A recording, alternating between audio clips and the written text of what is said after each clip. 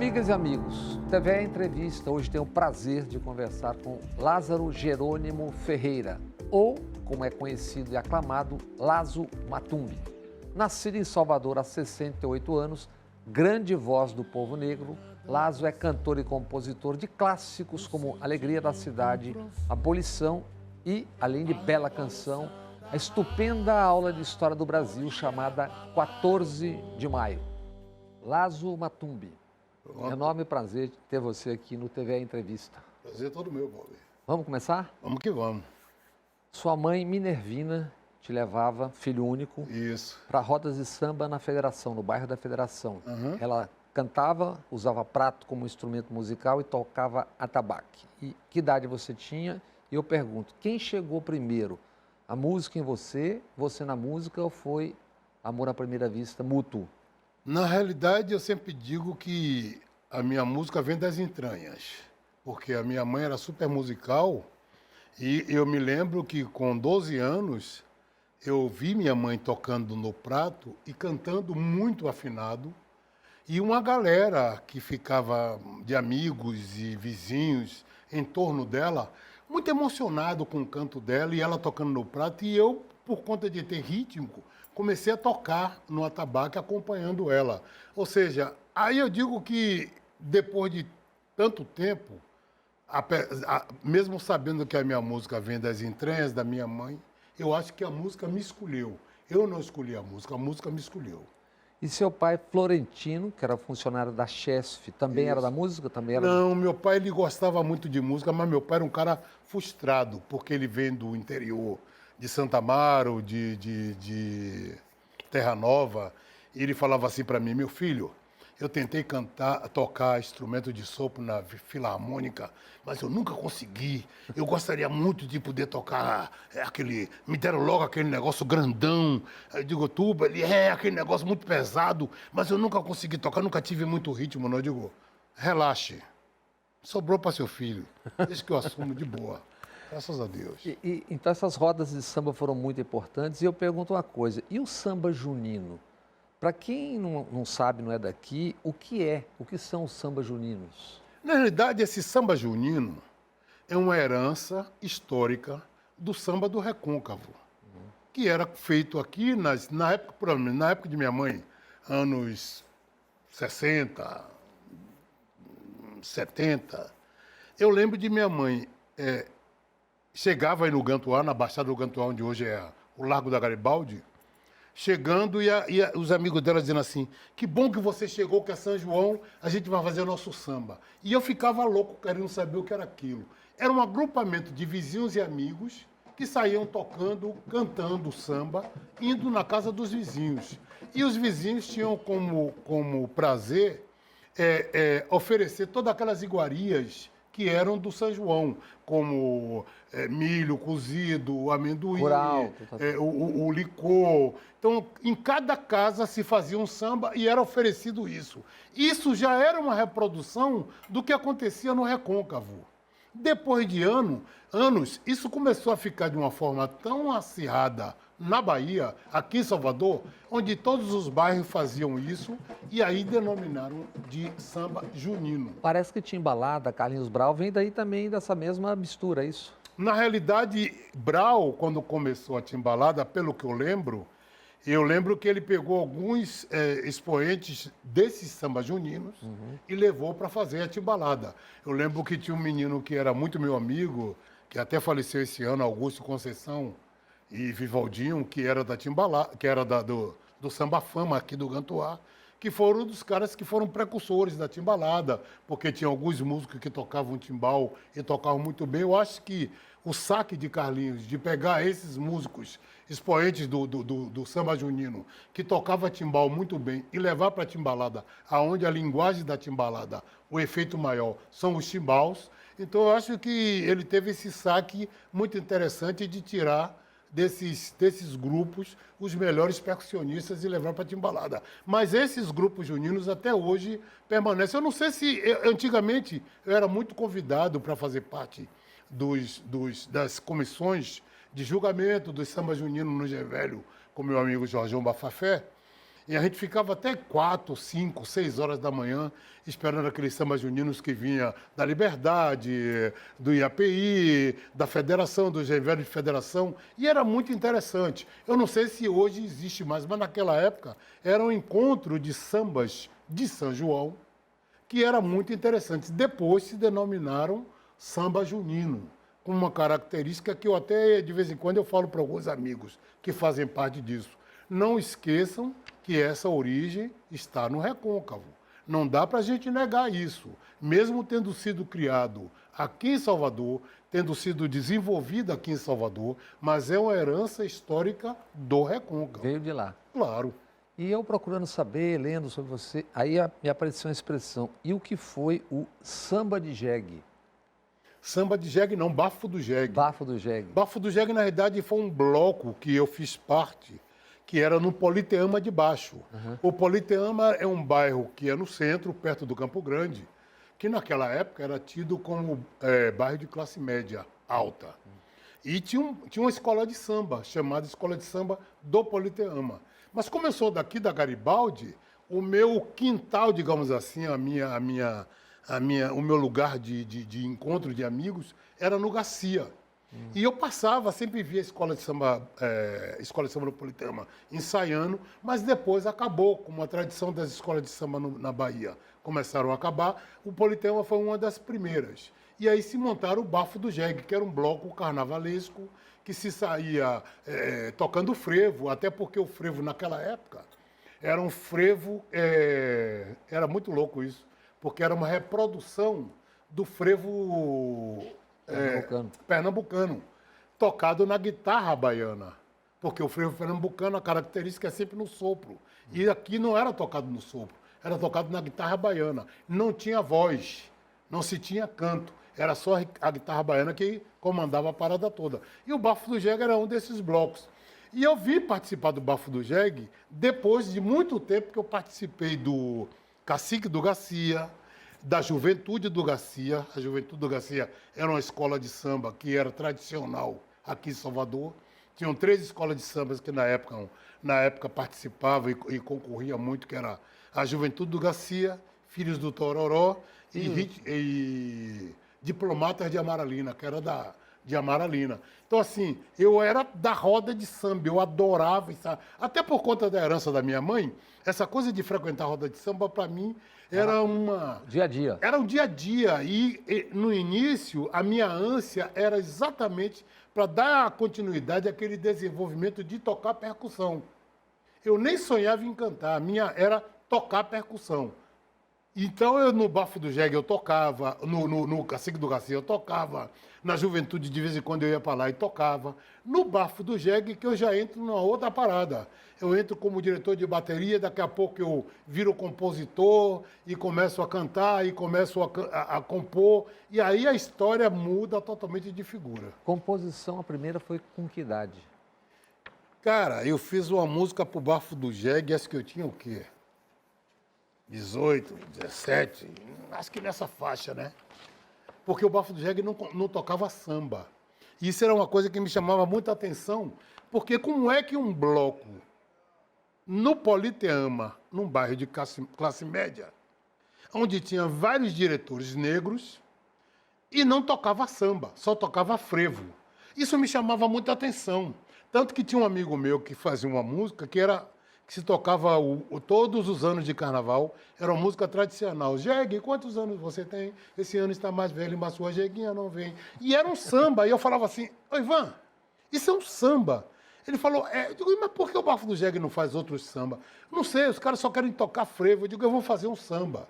Aí eu fiz um samba pro Bafo do Jegue, que dizia assim, venham ver quanta alegria nesses 3 dias de folia, que nós vamos desfilar. Seja um marinheiro empolgado, deixando a tristeza de lado. Feliz da vida nós vamos cantar. Mas como é lindo, como é tão lindo. Tudo isso é tão legal. Ver o meu Bafo do Jegue navegando em pleno carnaval. E já era uma história minha trazendo uma melodia de escola de samba, que era do samba enredo para o Bafo do Jegue. Aí teve uma discussão comigo e a diretoria, porque a diretoria queria que o cara do cavaquinho tocasse essa música. Eu falei, ó, o que pode acontecer é o seguinte, se essa música foi feita para ser cantada, Se não for cantada, eu não boto a música no bloco. Mas Lázaro não pode ser assim. Isso é um samba, velho. Você não pode tirar a originalidade do samba. Aí, depois de muita discussão, permitiram que eu fizesse. E foi muito engraçado, porque naquela época, todo mundo que fazia a composição fazia no mimeógrafo. E saía distribuindo para todo mundo acompanhar. E eu, na realidade, sem grana, eu digo, vai ter que ser no gogó, velho. Aí eu botei todo mundo para cantar o refrão. Eu digo, ó, quando chegar naquela parte, mas como é lindo, como é tão lindo. Gente, foi a deixa. Foi. Todo mundo colou. Se pesquisei certo, aos 13 anos você foi morar sozinho no Politeama. Exatamente, nessa época, 13, 14 anos. E decolou tão cedo por quê? De casa? Cara, é assim, meu pai foi trabalhar na Chesf e ele foi transferido para trabalhar em Cotegipe, que era um vilarejo perto de Simões Filho. Um vilarejo assim onde tinha acho que 40 ou 50 casas de pessoas que trabalhavam nessa usina da Chesf e ocupavam essas casas. E eu lembro que meu pai foi para lá e a família foi, eu, meu pai e minha mãe. Eu era garotão, pequeno, e aí, finais de semana, minha mãe vinha para visitar minha avó aqui na Garibaldi, mas logo depois, domingo, voltava, porque meu pai tinha que trabalhar. E aí, quando meu pai comprou o apartamento no Politeama, que é um conjunto residencial. Aquele, o verdinho ali. Uma quebrada ali. Parece uma cobrinha, uma minhoca. Tanto que o apelido é Minhocão. Isso. E aí eu lembro da música de Gil, né? Quando o preto se arranca do seu barraco para um bloco do BNH, porque eu lembro de minha mãe indo pagar aquele apartamento do BNH no comércio. Aí quando 13, 14 anos eu tinha sofrido um acidente, onde eu desloquei o fêmur, e aí quando eu desloquei o fêmur, fiquei um pouco debilitado, e quando meu pai comprou esse apartamento, eu falei, eu estudo lá em Salvador. Tenho que voltar todos os dias. Meu pai, você me permite que eu vá morar no apartamento? Ele falou, mas não tem nada. Eu digo, não tem problema, eu vou e fico de boa. Tem chão. Como eu era filho único e minha mãe confiava muito em mim, ela falou assim, não, eu confio em você, porque eu já ensinei a você a sobreviver. Minha mãe tinha uma frase que era muito importante, meu filho, ele ensina a viver com Deus e o diabo. Isso, para mim, eu só vim compreender depois de adulto. Mas quando ela me falava isso, ela me ensinava a costurar, ela me ensinava a cozinhar, ela me ensinava a limpar a casa. Depois eu digo, olha, ó, relaxa que está tudo certo. E vim para o Politeama e fiquei, sabe, lá durante um tempo, sozinho. Ela vinha de vez em quando no final de semana, eu fazia umas comidas, ela até dava risada nessa comida que eu fazia, que era bem a forma grotesca de fazer o rango, mas ela achava massa, porque aquilo para ela era um grande orgulho. O filho dela está se virando sozinho, e aí saía perguntando aos vizinhos, e aí, como é que tá? Não, Lazinho aqui, ó, gente boa, tudo certo, e eu solto, porque era o momento que eu tinha de me jogar para tudo quanto era coisa, porque era, como filho único, era na rédea curta. Tipo, não vai para lá, cuidado disso, cuidado daquilo. Então, quando eu me joguei aqui, eu digo, agora é que eu me achei, me encontrei, velho. Tchau e benção. Tchau e benção, com certeza. Você tem shows marcados na África, se eu não me engano, no ano que vem, é isso? Qual é o roteiro? Umas coisas aí que se eu turrar lá, tá agilizando, porque eu fiz uma cirurgia e fiquei meio paradão. Então, agora que eu vou voltar à tona, eu já pedi para turrar, eu digo, irmão, por favor, bota a agenda para funcionar aí, porque eu tô com saudade de cantar. Eu tive no Senegal 2 vezes, em 86, que foi a inauguração do Memorial Goré, aquele lugar, uma ilha onde os irmãos eram tirados e escravizados, né? É bem parecido com as histórias que tem aqui no MAN, no Mercado Modelo. E eu fui para essa inauguração e depois eu fui em 2010, se eu não me engano, 2009, 2010, para o FESMAN, que foi um festival de música que teve no Senegal. Existem pretensões até da gente ir para a África, porque essa coisa de ir para Angola, que eu nunca fui. Então, existe uma pretensão e o meu produtor, Arthur, vive cutucando isso, mas eu sei que, de certo, ele está me jogando para São Paulo, onde eu vou comer um friozinho, que o bicho está pegando lá de vez em quando. Eu estou ligado, mas eu vou lá cantar para a galera que curte um som decente da Bahia. A sua chegada pública, de grande público, é conhecida quando começa ali no Ilê, final dos 78 a 80, né? Uhum. Como é que isso influiu na sua formação, na consciência social, racial, ou era uma coisa que, obviamente, já vinha vindo, né? Mas como é que foi isso, essa passagem, esse rito de passagem? Cara, eu vou te falar um negócio. Eu até estava outro dia falando, conversando com meus filhos, que eu sento com meus filhos e Quantos são? são 4. E neto? Netos são 4 netos, 3 meninas e um menino. E eu tenho o maior prazer de sentar com meus filhos e falar sobre a questão social, racial, para que eles fiquem atentos, mesmo que eu não possa, digamos assim, induzi-lo a ser isso ou aquilo, mas eu converso bastante. E no meu tempo, meu pai não conversava muito comigo. Meu pai era daquele cara interiorano que ele achava que falar com o filho, conversar muito, era uma coisa meio que Dá mole. fora do contexto. Dá mole. Era meio travadão. Quem conversava muito comigo era minha mãe. E eu lembro que minha mãe, uma vez, me chamou a atenção, porque meu pai ocupou um cargo lá na Chesf, nesse acampamento da Chesf, onde ele ia ser responsável tanto pela usina, como pelo o vilarejo.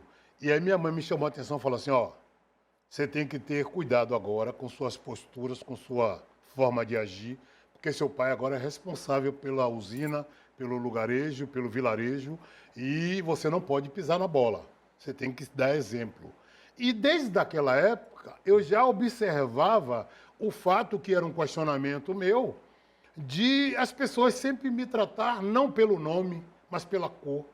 Sempre colocar uns apelidos que hoje até de forma muito lindinha chamam de bullying. Mas naquela época era apelido mesmo, e os apelidos mais pejorativos possíveis, que eu ficava sempre me questionando, eu digo, mas por que me tratam assim? Isso eu sempre fui muito atento. E assim, eu tinha 13 irmãos por parte de pai, mas os meus 3 irmãos não tinham esse convívio comigo. Então eu tive que ficar observando tudo isso muito sozinho e refletindo tudo isso muito sozinho. Tanto que quando minha mãe me chamou a atenção disso, opa, legal. Quando eu vim para o Politeama, já vim com essa percepção de morar num bairro, morar num prédio onde tinha só 2 famílias negras, que era a minha família, a família de um grupo de outra família lá, que era a família de Gilson e Bertinho. E eu ficava observando que quando eu estava na porta do prédio, com meus amigos negros, mas a coisa do Brasil, que é a discriminação do mais retinto, então, como era o mais retinto, as pessoas vinham, se dirigiam a mim e falavam, Vigia, eu estou querendo um apartamento, e meus amigos davam risada, né? Aí falava assim, Lazinho, as pessoas vêm por você porque você é o mais preto. Eu dizia, mas eu não tenho problema de ser vigia. O problema é que as pessoas vêm a mim e não têm nem a capacidade de ir na portaria, na guarita, procurar ver se tem alguém responsável, mas vê exatamente em mim. Então, essa minha percepção já era uma coisa que eu ficava já atento. Então, toda essa minha postura era sempre com muito cuidado. Os lugares onde eu estava, as amizades que eu tinha, a forma que me tratava. Então, quando meus amigos percebiam isso em mim, falavam assim, pô, Lázaro é muito ligado a essa questão racial, essa questão social, ele observa muito. Quando eu estava no Politeama, que eu subia para ver o carnaval, eu observava que o carnaval de Salvador, os blocos tradicionais, tinham uma coisa de botar a galera tocando instrumento de sopro e percussão, mas de uma forma mais, digamos assim, discriminatória. Era a camisa branca, aquela camiseta branca, short azul e conga. E eu ficava olhando e dizia assim, mas por que o pessoal que toca não pode usar a mesma roupa dos blocos? E isso já era uma forma de discriminar. A gente vai fazer um intervalo rápido no TVD Entrevista e já volta. Você está falando do Bloco do Barão, Jacu, etc, etc. Isso, bem lá atrás, bem lá atrás. Teve a entrevista hoje conversando com o cantor e compositor Lazo Matumbi, ou Matumbi. Há dúvidas, depois ele esclarece. A gente tinha parado você decolando, chegando no Ileaie, e como aquilo, quem queria ver, via, mas quem não queria ver, não percebeu quando Ilê, Badauê, Gandhi, blocos, começaram a expor no carnaval o que eram e o que faziam. Então, como é que foi a sua chegada nisso? A minha chegada no Ileaie, eu lembro que tinham 2 amigos, um que está lá no Ileaie, que é Macalé, que é dançarino, e tinha outro amigo que era Eusébio. Eu chamo até de encontro de intelectuais populares, que a gente era dançarino, era o pessoal de teatro, Ismael músico, o pessoal que colava Big Hand. E todo mundo sentava ali, ficava conversando para não sei o quê, e conversávamos sobre tudo. Sobre a questão social, sobre a questão racial. E eu lembro de um bate-papo, não sei o quê, sobre uma história de um bloco afro, não sei o quê, mas nada muito... Até porque a referência que nós tínhamos digamos, de espelho ou de admiração da comunidade negra aqui eram os grupos folclóricos, eram os amigos, irmãos que dançavam, que eram dançarinos e que conseguiam atravessar as fronteiras e ir para fora do Brasil apresentar aquilo que era muito peculiar da própria comunidade negra. Porque se aprendia a jogar capoeira, se aprendia a sambar, não em escola, mas dentro das próprias casas. Camisa, aquilo tudo. Camisa, exatamente. Rogério, Eurico, uma galera. Então, assim, eu era admirador de todos eles. E eu lembro que eu fui lá no Curuzu uma vez, que Macalé me levou e Eusébio também me levou. Mas tinha um amigo meu, Nolasco, que a gente sempre se encontrava nas rodas de samba, e ele falou para mim assim, ô Negão, você tá ligado que tem um bloco afro na Liberdade que só sai negro? Eu falei, cara, eu tô ligado porque, além de meus amigos terem me falado sobre isso, o primeiro ano que o Ileaê saiu, me chamou a atenção porque eu subi o Politeama para assistir o carnaval e vi um jipe com um monte de irmãos negros vestidos de africanos, e o que me chamou mais a atenção é que tinha uma polícia de choque acompanhando esse bloco. E eu fiquei assim perguntando ao amigo meu, eu digo, vem cá, o que está acontecendo? Falou, não, é o bloco Ileaê. Eu digo, mas por que aquela polícia? É parte do bloco? É parte da fantasia? Por que a polícia? Aí o amigo meu falou assim, você não já sabe? Aquilo é para que se houver algum tipo de movimentação que eles desaprovem, vão acabar batendo. Como eu já tinha experiência do que tinha acontecido com a Pasto do Tororó na Praça da Piedade, que a polícia veio e quebrou todo mundo no pau. Na época do Lá Vem Elas. Exatamente. Aí era criança, mulheres, homens, todo mundo apanhando. Eu falei, ah, sim. Bom, nessa época eu fazia parte do Bafo do Jegue. Foi aí quando eu recebi um convite de Apolônio, procurando saber se eu gostaria de cantar no Ileaê. Eu falei, cara, e foi muito louco, porque ele falou, quando é que você quer para cantar no Ileaê? Eu falei, velho, olha bem, pelo que eu estou observando, Ileaê é um agrupamento de irmãos que estão tentando trazer à tona uma história que para mim é muito necessária. A autoestima da comunidade negra, sabe, a discussão sobre a questão racial e social no carnaval. Eu acho que para mim, eu sou um voluntário. Enquanto eu tiver acolhimento, enquanto eu me sentir bem estando lá, eu vou estar nessa parada, não precisa me pagar nada, eu vou estar nessa parada. E aí eu lembro que eu fui.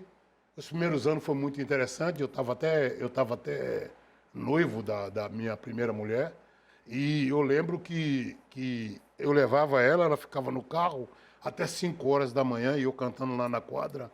Foi uma experiência para mim ímpar, porque naquele momento eu pude, junto com aquele agrupamento de irmãos, cantar para a autoestima do meu povo, cantar para o meu povo de uma forma tão dada, tão espiritualmente elevada, que naquele momento eu pude ter a satisfação de dizer assim, cara, eu estou realizando um sonho, eu estou cantando para minha gente, o primeiro ano de Ileaê, quando a gente saiu, algo me emocionou muito, que quando a gente estava subindo, eu olhava para as casas e via aquelas senhorinhas, bem velhinhas, abençoando a gente, como se a gente estivesse indo para uma batalha. Tipo, vá, que Deus abençoe, que Deus leve vocês. E era uma batalha. Então, aquilo para mim, eu chorei muito, porque eu disse,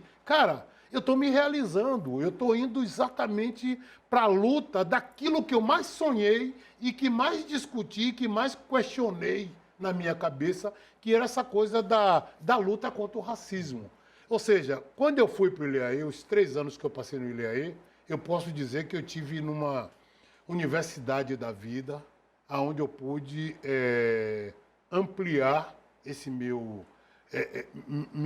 o meu sentimento de luta e é onde eu pude ter a felicidade de cantar para o meu povo e saber que dali, quando eu saísse, eu poderia fazer aquilo com maior tranquilidade, porque eu já tinha esse questionamento antes e eu não sabia como fazer, então dali eu já podia direcionar a minha música para essa... Tirou o diploma. Exatamente.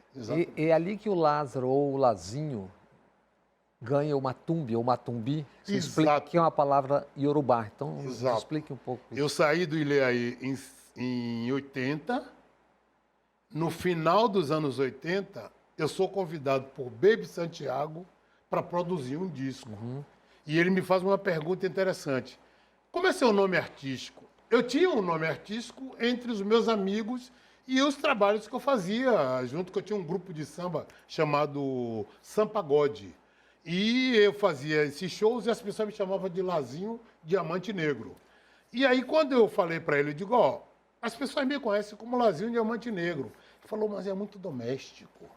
Eu queria saber se você tem algum outro nome. Eu falei, olha, meu nome é Lázaro. E as pessoas me chamam de Lazinho, Lazão, Lazo. Ele falou Lazo. Lazo com 2 Es. Eu falei, mas Lazo com 2 Es não parece laço? Ele falou, não, é Lazo mesmo. Eu falei, pá, legal. Mas a gente precisa arranjar um outro nome. Porque naquela época era muito normal se ter 2 nomes próprios, né? Aí eu falei, pô, interessante. Ah, Lazo, legal. Não mudou meu nome, tá tudo certo. Aí ele falou assim, Lazo Matumbi. Eu falei, o que é o Matumbi?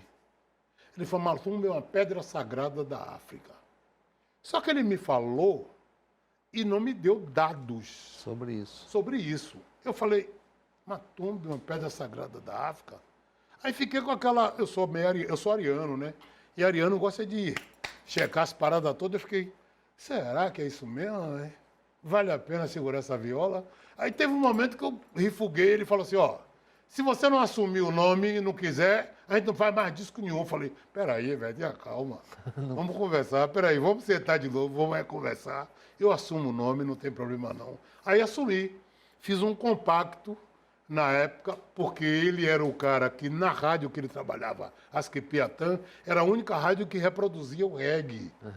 E eu já estava de olho no reggae, porque antigamente eu via muito Fela Kuti, Torecunda, Marvin Gaye, Ray Charles. Então essa mistura, e a base, que a base eram os cantores de samba das escolas de samba do Rio. Porque eu fazia um comparativo na voz, a interpretação de Ray Charles, dos caras de Fela Kuti, com os caras da... Eu digo, mas tem o mesmo toque de sofrimento, de dor e de alegria na voz, isso me chama muita atenção. E aí, quando eu comecei a ouvir o reggae com Jimmy Cliff, com Bob Marley, Peter Tosh, isso me chamou muita atenção. Aí gravamos um disco que era Salve a Jamaica de um lado, que era um reggae, e de outro lado uma balada chamada Guarajuba. E aí foi exatamente depois desse disco lançado em 81 que eu faço meu primeiro show no Vila Velha, num projeto meia-noite. Fiz sábado, domingo e segunda, meia-noite, e entupi o teatro porque existia uma curiosidade daquele cara que estava saindo do Ileaí, o que esse cara iria cantar. E foi muito interessante porque, como eu trouxe essa minha história de outras vivências musicais para o palco, teve alguns amigos que me chamaram a atenção e falaram assim, mas eu pensei que você ia cantar samba. Eu falei, pô, vou te dizer um negócio. Por ser um cantor de samba, é que eu posso cantar qualquer coisa. E isso me deu um orgulho muito grande de poder levar para o palco, cantar blues, funk, reggae. E aí foi uma mistura só em que eu não me aquietei. Eu achei que se eu tivesse algum rótulo, eu ficaria preso e não sairia. Aí eu comecei a fazer misturas da história que eu tinha do samba, do que eu ouvia dos grupos folclóricos que eu participei, da história do candomblé, dos ritmos do candomblé, das coisas que eu ouvia em disco que me traziam. E até hoje eu sou esse eterno pesquisador inconformado que eu fico procurando saber. Se você me perguntar o que é que você faz, eu te juro por Deus que eu não sei dizer, mas isso aqui é uma música totalmente brasileira, com tempero baiano, em grande estilo. Você falou dele e do reggae. Como é que foi esse encontro com o Jimmy Cliff? No que isso deu? Cara, foi muito interessante porque Jimmy Cliff chegou aqui em 80, eu estava saindo do Ileaê, e a galera foi para lá, para o aeroporto, receber Jimmy Cliff, e até me perguntou, vambora? Eu digo, não, vou para lugar nenhum, velho.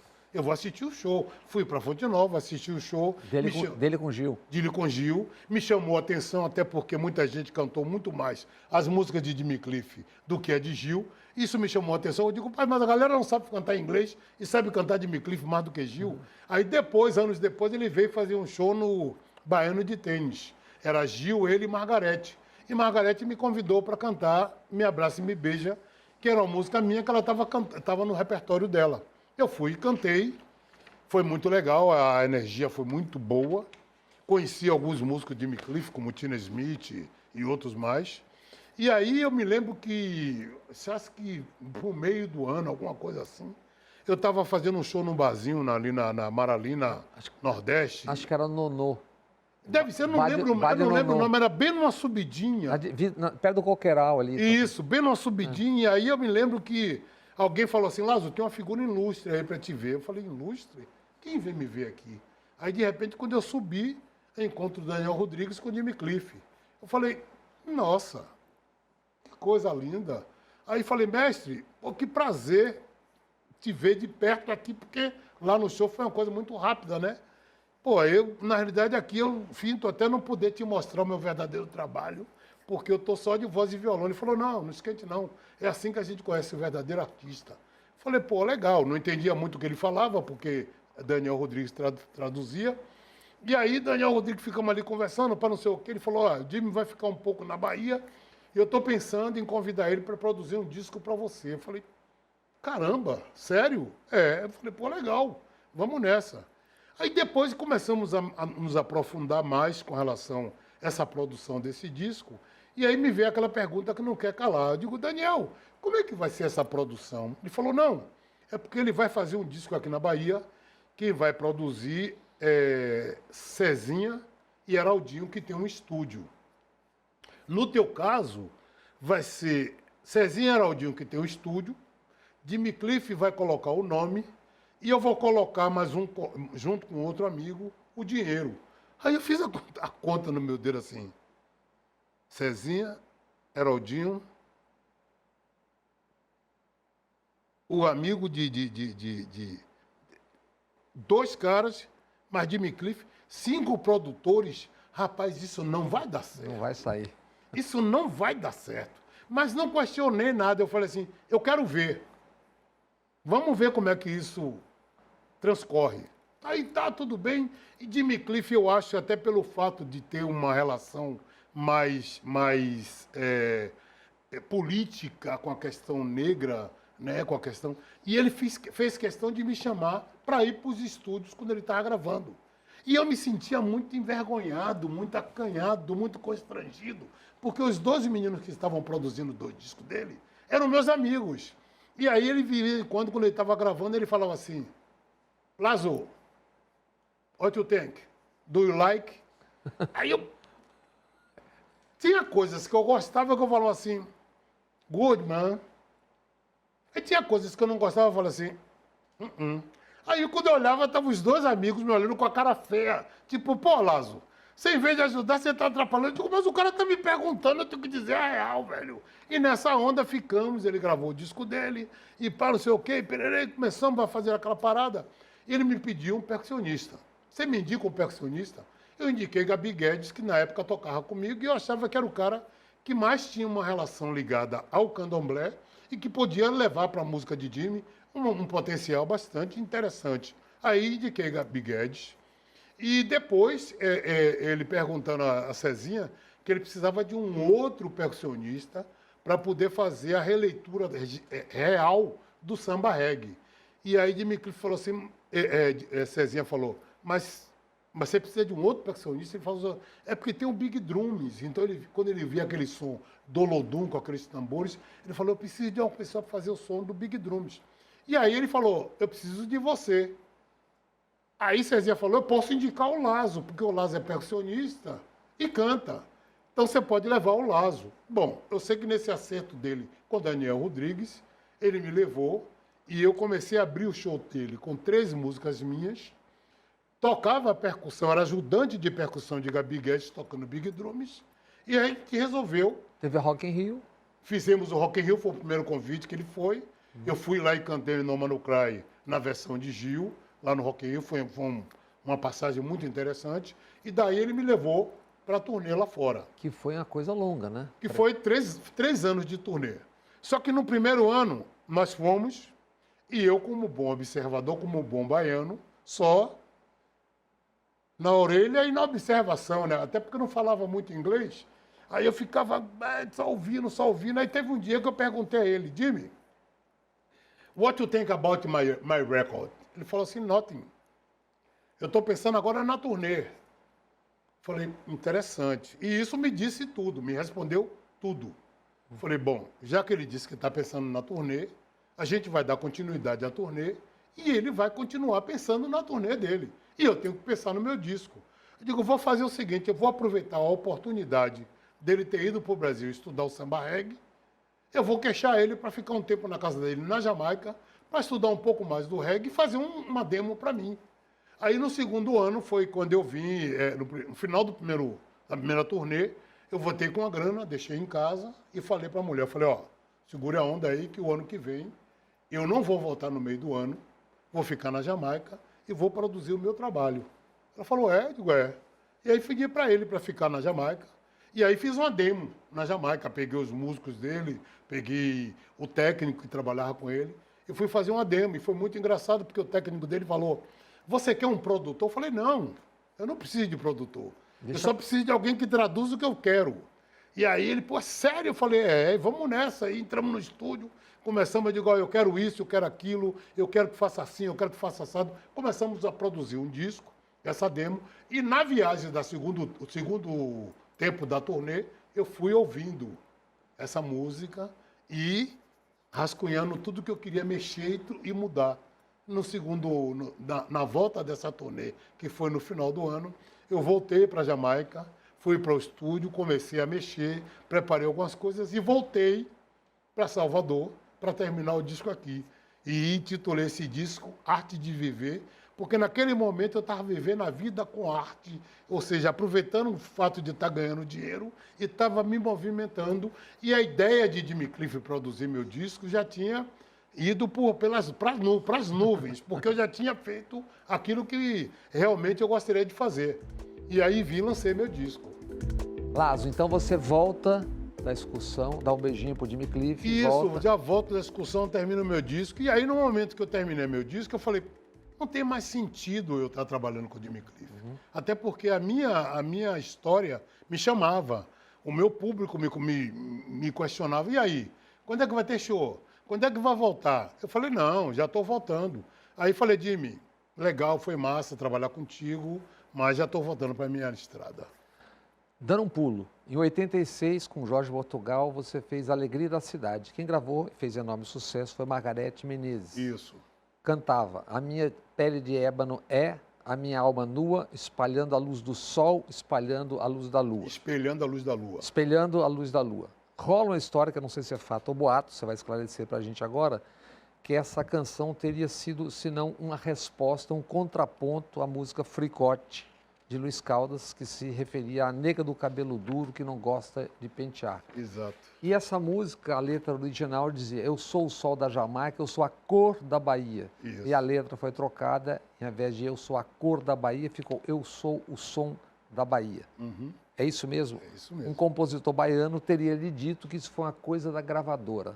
Isso, que foi a gravadora, que se não tivesse mudado, não teria gravado. Por quê?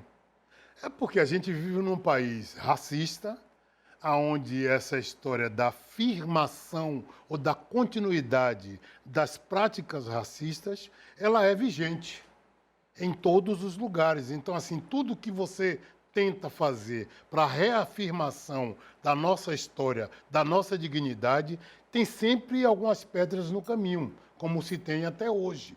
Então, naquela época, falar de que eu sou a cor da Bahia, enquanto a música Fricote foi estourada no Brasil inteiro, era uma coisa de uma atitude muito subversiva. Contestatória. Contestatória. Então, assim, tipo, não, tira.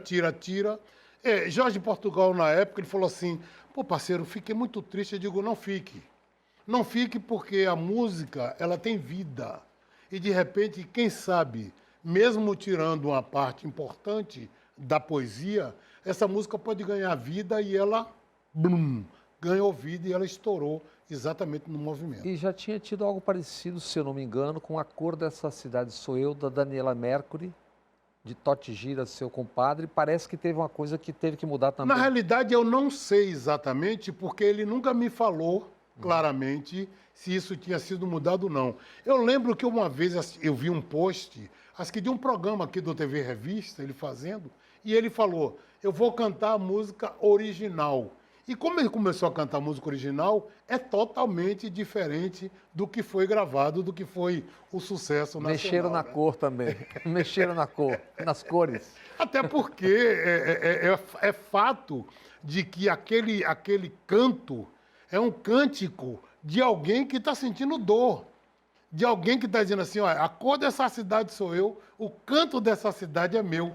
Não acredito nunca que teria sido dito por Daniela ou qualquer um outro artista que tiver, mas pelo fato de Totti Gira ser um cara que vem da periferia, como do Nordeste de Amaralina, aquilo saiu como uma forma de lamento, né? E daí a gente parte para um enorme sucesso seu, que mais do que isso é um clássico, também com Jorge Portugal, que é o 14 de maio. Data que vem a ser um dia depois da chamada abolição da escravidão, que chamavam antigamente, Exatamente. não da escravatura. Exatamente. Você disse que esse 14 de maio é uma aula de história, né? É uma aula de história, até porque quando eu pedi uma nova música Jorge Portugal, eu pedi com uma queixa.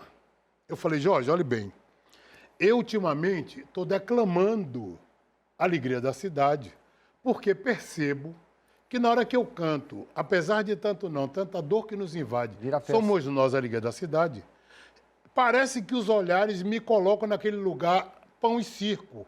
É esse lugar que eu quero você se, sabe, feliz por estar fazendo só a alegria. E isso me incomoda um pouco. Tanto que ele falou assim, mas eu não sinto isso. Eu digo, mas quem canta sou eu que sinto. Por isso que eu gostaria que você me desse uma outra pérola. E de um belo dia ele apareceu com essa letra, dizendo assim, ó, tem uma porradão aí pra você, viu? Essa nossa conversa vai para além da Bahia, chega a residências de 60 milhões de pessoas no Brasil, no canal 222 das parabólicas digitais, a chamada banda KU. Você lembra a letra do 14 de maio? Você pode declamar aqui para o distinto público? Claro, claro. No dia 14 de maio eu saí por aí. Não tinha trabalho, nem casa, nem pra onde ir. Levando a senzala na alma, subi a favela. Pensando em um dia descer, mas eu nunca desci. Zanzei zonzo em todas as zonas da grande agonia. Um dia com fome, no outro sem o que comer. Sem nome, sem identidade, sem fotografia. O mundo me olhava, mas ninguém queria me ver. No dia 14 de maio, ninguém me deu bola. E eu tive que ser bom de bola para sobreviver. Nenhuma lição, não havia lugar na escola. Pensaram que poderiam me fazer perder. Mas minha alma resiste, o meu corpo é de luta. Eu sei o que é bom e o que é bom também deve ser meu. A coisa mais certa tem que ser a coisa mais justa. Eu sou o que sou, pois agora eu sei quem sou eu. Será que deu para entender a mensagem? Se ligue no Ileaie. Se ligue no Ileaie, agora que você me vê. Repare como é belo ver nosso povo lindo. Repare que é o maior prazer. Bom pra mim, bom pra você, estou de olho aberto. Olha, moço, fique esperto que eu não sou menino. Olha, moço, fique esperto que eu não sou menino. Olha, moço, fique esperto que eu não sou menino. A gente está atento. Você sabe que tem um amigo seu, um amigo nosso, que chorou quando você declamou o 14 de maio na Ribeira, no Mercado Iaú da Margarete Menezes. Sei. Franciel. Franciel. Franciel, foi a primeira vez que eu declamei. E, na verdade, assim, eu declamei cantando como eu fiz aqui agora. Porque eu não estava com violão, tinha a banda de Margarete, eu não sabia como passar essa roupagem musical, e eu pedi só para que um percussionista fizesse um sono surdo, como se fosse uma marcha fúnebre. E aí comecei a cantar. E isso me impressionou, porque tanto Franciel como um grupo de pessoas que estavam embaixo começaram a limpar a lágrima. Eu falei assim, eu acho que o recado foi dado. Aí Franciel falou, isso é uma história Do Brasil. uma aula de história do Brasil. Eu falei, pois é. Eu achei que as pessoas não estavam tão ligadas, mas as pessoas ficaram tão ligadas que hoje, de um certo modo, eu não canto ela em todos os shows, porque tem shows que não cabe. não cabe. E não- Ela é uma coisa para se fazer reflexão. Não banalizar. Não banalizar. Por isso que a minha primeira atuação com essa música foi no Congresso Nacional. Quando você ganhou... Quando eu ganhei a medalha, Abdias. a comenda Abdias de Nascimento. Porque naquele momento eu me vi representando Milhões. milhões. E eu que sabia que na casa onde decide o destino do povo brasileiro, precisava ser dito algo que chamasse a atenção da galera. Aquilo me lembrou, na época, o Krenak, no meio da Constituinte, declamando também praticamente falando E eu sobre os declamei indígenas. algo para poder chegar ao 14 de maio que me chamou muito a atenção e que foi muito duro de dizer aquilo, que foi uma poesia de meu amigo André Luiz Oliveira, que dizia assim, 500 anos se passaram e tudo continua igual. O açoite agora é mais sutil e natural. Eternas noites de sufoco no porão, na construção, o braço, a força do Brasil, ingratidão. Muita gente fala, muita gente grita, mas ninguém quer ver.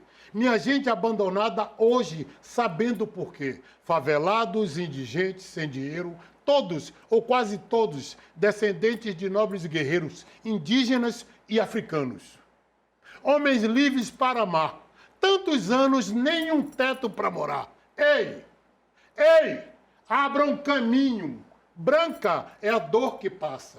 Negra é a paixão, é a alvorada. Eu sei que sem a noite não ardia.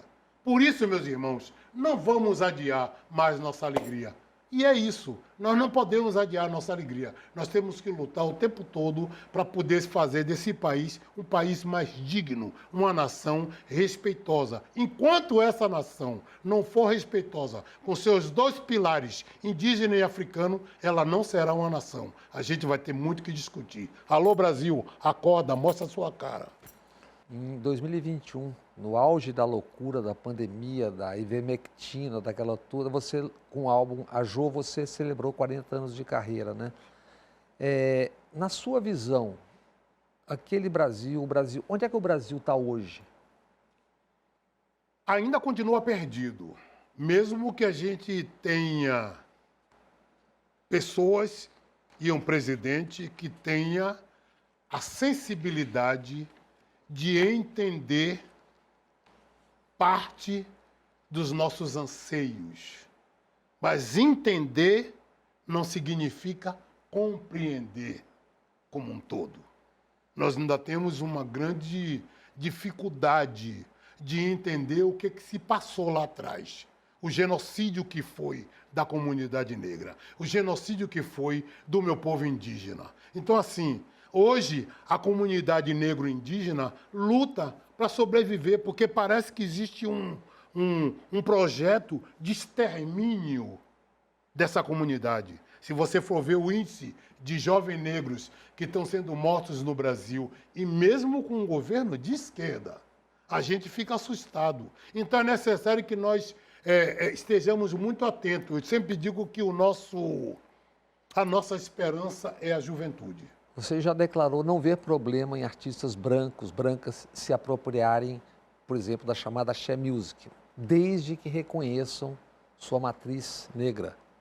É porque, na realidade, se você for observar, inclusive, outro dia eu vi que a lei foi sancionada e o Axé Music virou um dia nacional. Se você for ligar para a questão do carnaval, tudo certo.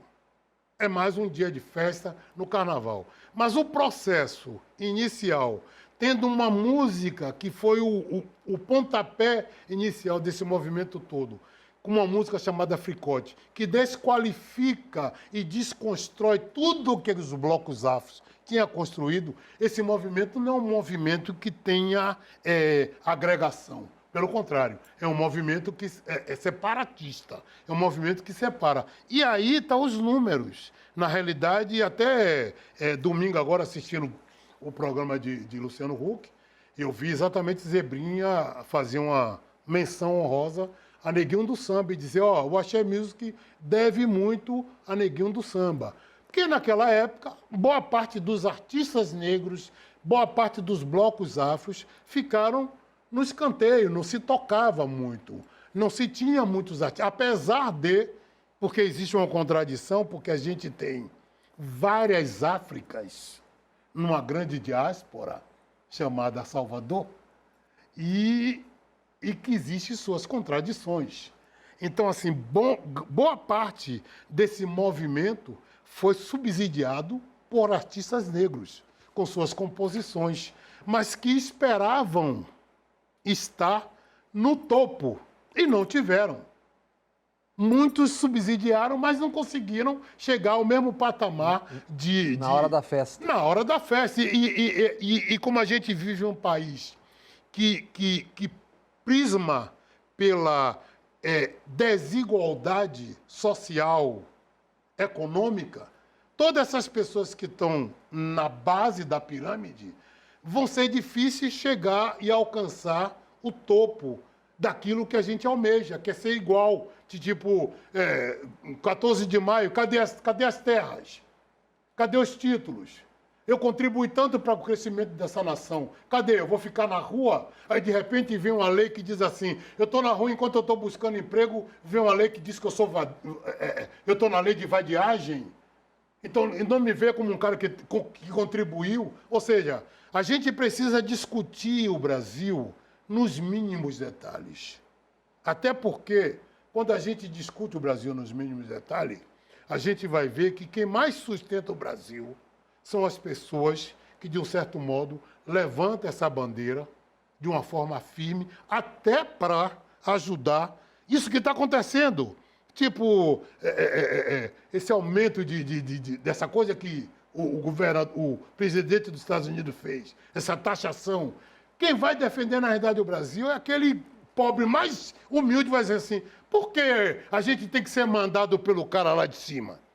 A gente é nosso, isso aqui é nosso. E a gente precisa cuidar dos nossos. A gente precisa olhar para dentro de nós. A gente ainda vive uma história colonialista. Eu espero que os deuses ancestrais continuem lutando, continuem garimpando o caminho, para que a compreensão entre os brasileiros venham, principalmente para a camada da sociedade mais